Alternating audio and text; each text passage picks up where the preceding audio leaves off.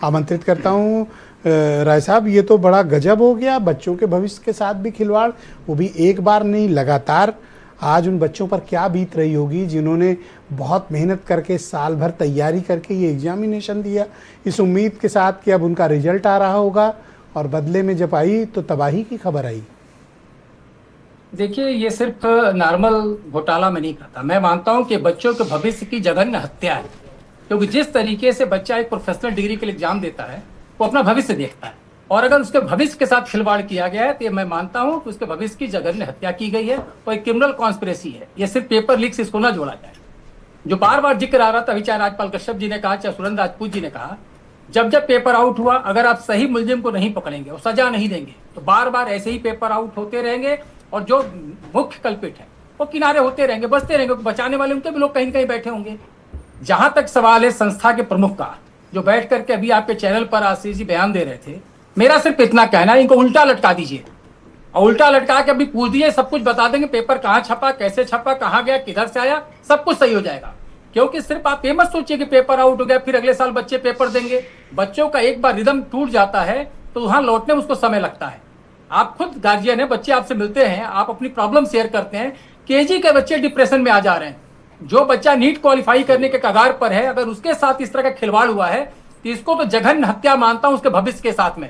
इसको सामान्य paper out में नहीं मानता, क्योंकि आप सिर्फ बिलखते उन बच्चों को देख रहे हैं जो आपके कोचिंग सेंटर के, आपके ऑफिस के अगल बगल थे। पूरे देश में हाहाकार मचा है और लोगों को लगता है शायद ये सर मेरा चूक गया, अगली बार क्या होगा। तो सरकार को इस पर गंभीरता से विचार करना है, और जो भी जांच एजेंसी है, सीबीआई को दे दें चाहे एसआईटी को दे दें, उससे कुछ नहीं होने वाला है।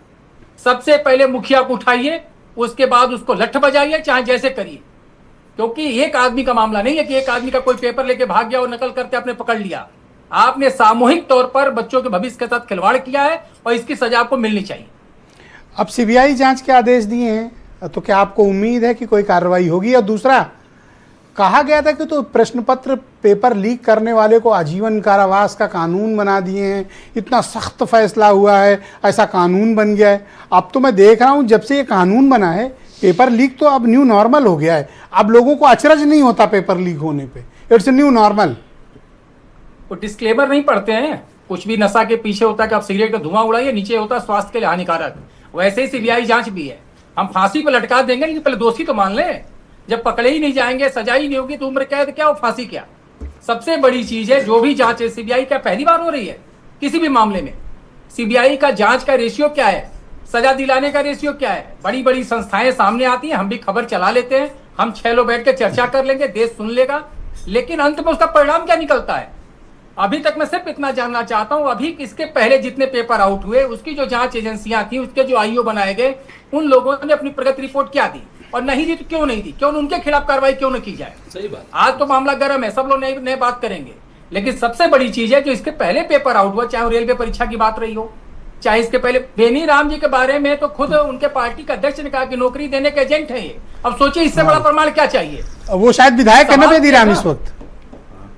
हाँ, विधायक जी, बेदीराम तो शायद विधायक है। जखनिया से, संभवतः जखनिया से विधायक गाजीपुर से हैं, लेकिन उनके पार्टी के अध्यक्ष ने कहा कि नौकरी देने के एजेंट हैं। सोचिए, जब उस समय भी बयान आया जब लड़कों का भविष्य के साथ खिलवाड़ हो चुका था और मीडिया इस मामले को तूल दे रहा था कि भाई इसमें दोषियों पर कार्रवाई हो, उस समय उनके राष्ट्रीय अध्यक्ष का इस तरह का बयान था।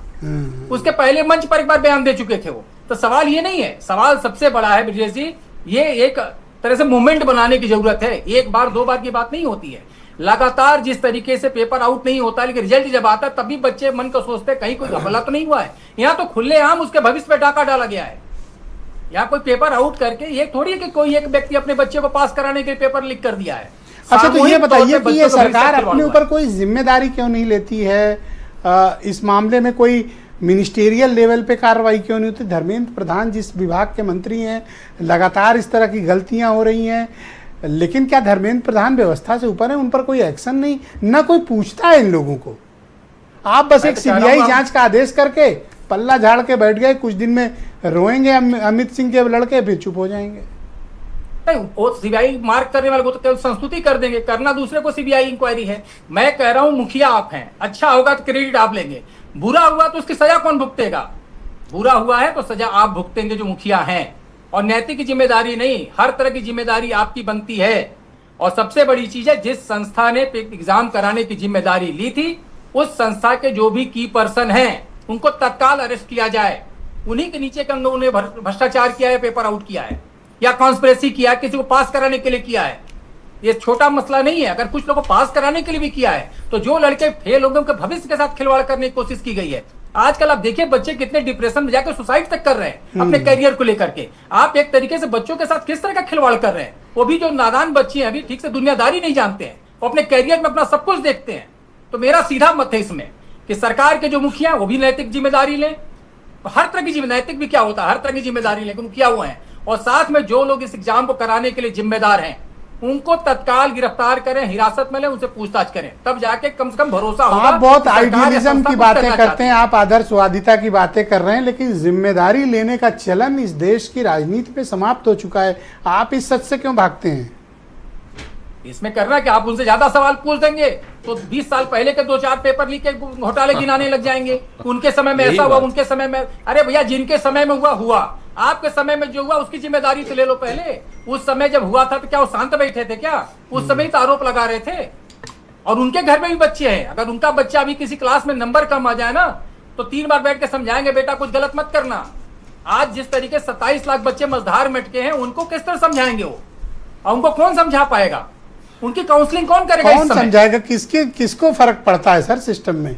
किसी को फर्क नहीं पड़ता सर। हम बस हमारा काम बनता रहे, बाकी तो चीजें होती रहेंगी। शुक्रिया।